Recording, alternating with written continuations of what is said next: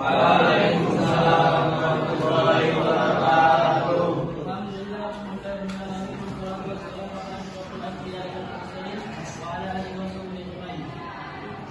pertama-tama yang paling utama mari kita panjatkan rasa puja-puji syukur kita atas kehadiran Allah Subhanahu wa taala yang mana karena karunia nikmatnya kita dapat berkumpul di kelas cita ini.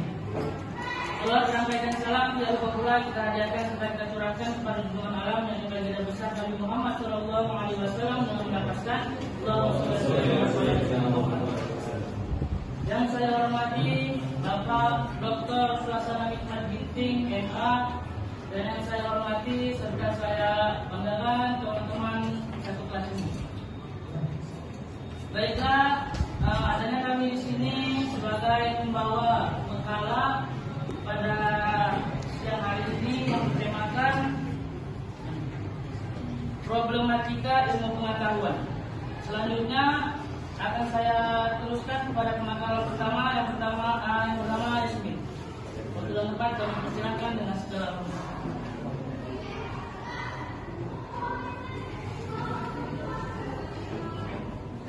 Kali ini kita akan membahas tema problematika ilmu pengetahuan. Apa yang dimaksud dengan problem ilmu pengetahuan?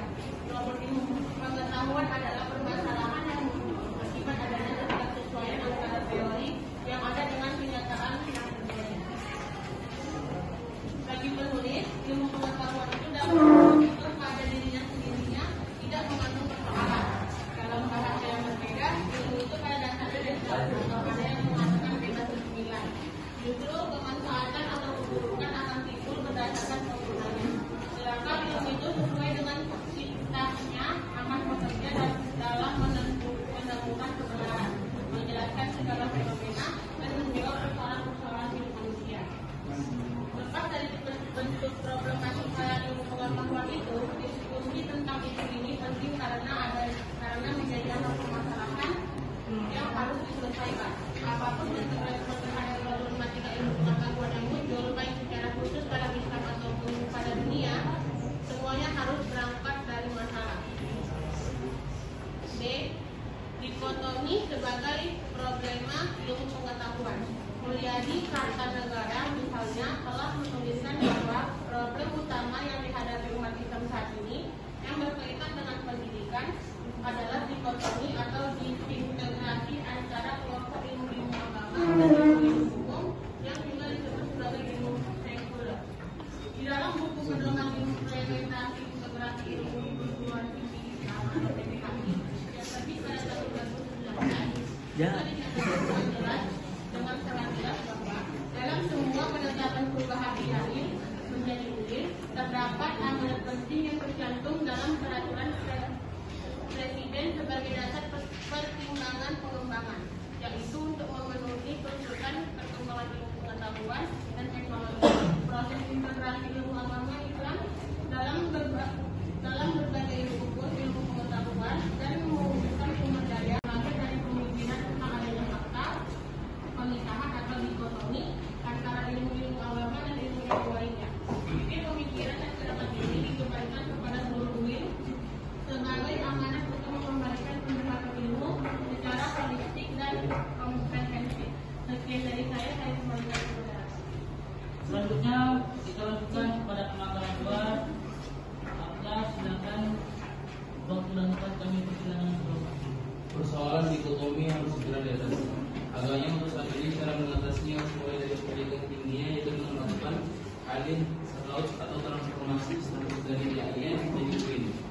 Penulis integrasi yang menyadari bahwa dikotomi adalah masalah yang amat serius, seperti Amrul dalam karyanya Epistemologi Integratif Interkonektif Agama dan Sains dan lain.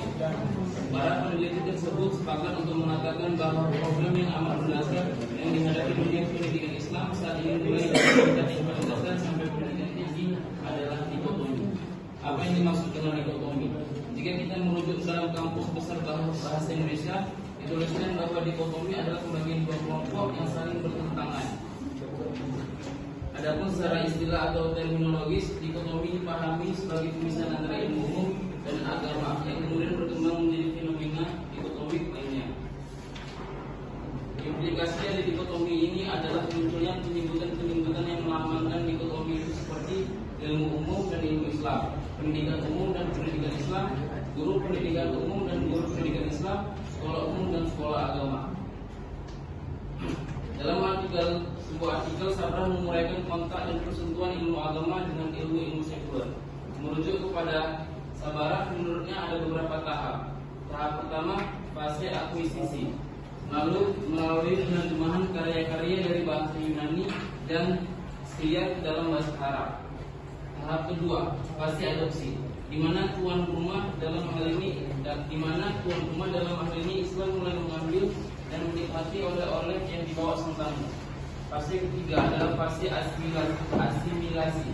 Ketika pemikiran filosof Muslim di atas pemikiran Al-Farabi mulai dipraktikkan dan dibawa ke dalam diskursus dalam teologi dan ilmu lainnya.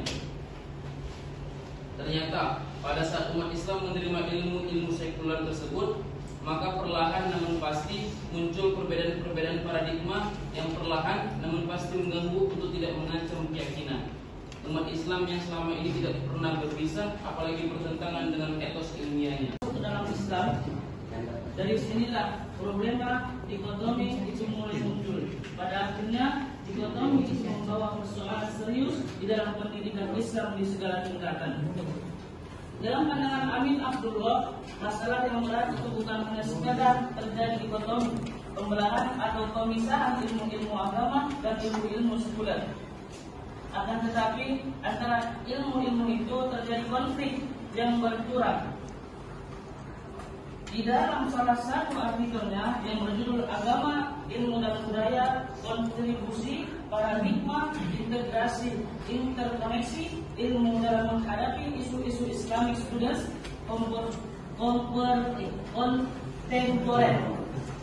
Beberapa masalah yang dicatat Amin adalah persoalan ketetapan NK tentang status anak yang tidak tercatat karena orang tuanya menikah siri, dan lebih lanjut menyangkut anak zina terhadap ayah biologisnya. Kasus Sampang Madura tentang jamaah syah biologisnya, kasus Sampang Madura tentang jamaah syah yang yang hasilnya yang bahkan dinegasikan keberadaannya. Masalah penipuan awal Ramadan dan awal Syawal yang menunjukkan akan konflik antara ilmu agama dengan sains dan teknologi yang sudah lebih maju dan masalah lainnya. Contoh-contoh akan menegaskan muncul akibat pola pikir dikotomi di kalangan umat, relasi agama dan sains yang terbangun pada kasus di atas adalah relasi konflik atau paling tidak konflik.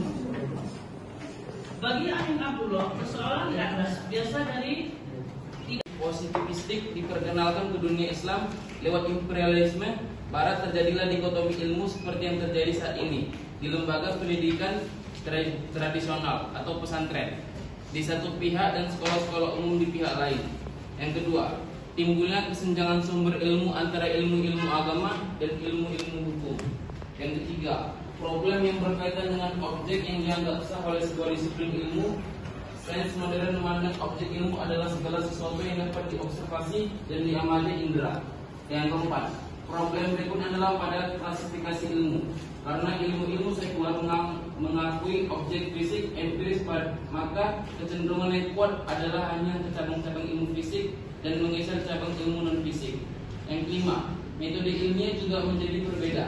Ilmu-ilmu sekuler hanya mengakui satu metode ilmiah, yaitu observasi atau eksperimen.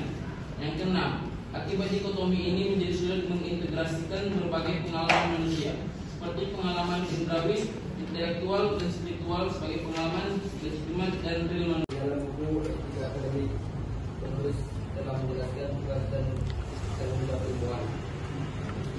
Namun di sisi lain ada dua orang yang memiliki pengetahuan tinggi terkait dengan aspek gelar yang memilikinya. Namun orientasi kehidupannya ternyata tidak kepada nilai kebenaran, dan juga tidak peduli dengan problem masyarakat dan tidak berupaya untuk menyelesaikan masalah itu dengan ilmu yang dimilikinya. Jika lewat dikotomi ini itu terjadi pada intelektual tukang atau mereka yang menjadi kelas intelektual, tentu bisa dipahami. Namun lagi-lagi bagi penulis penting untuk memberi catatan.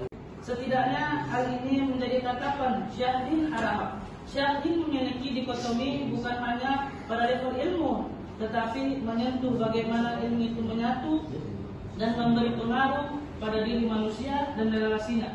Dengan penjelasan di atas menunjukkan apa yang disebut sebagai masalah atau problema ilmu pengetahuan itu sesungguhnya adalah masalah manusia itu sendiri, bukan masalah pada ilmu pengetahuan. Jika ada mahasiswa atau sarjana yang memiliki ilmu pengetahuan baik agama atau sains secara baik, namun tidak membuatnya dekat kepada Allah Subhanahu wa Ta'ala, bukan hanya pada ilmu pengetahuan, pada agama juga memiliki masalahnya sendiri. Bukankah ada agamawan yang perilakunya bertentangan dengan beberapa fakta? Bahkan ada orang yang disebut ulama, ustaz, namun melakukan hal yang bertentangan dengan syariat. Demikianlah jika pemeluk agama tertentu masuk penjara dan menjalani hukuman, siapakah yang dipersalahkan? Orangnya atau agamanya? Sebagian orang berkata agama tidak salah, yang salah itu adalah orangnya. Namun bagi orang yang kritis dia dapat berkata kalau yang salah adalah orangnya, apa orang itu memeluk agama? Penulis cenderung tidak memilih pemelukan agama. Agama sesungguhnya akan memberi pengaruh terdalam kepada pemeluknya. Syaratnya pemahaman agama dan tafsirnya. sekian presentasi yang dapat kami sampaikan. Kami akan membuka sesi tanya jawab.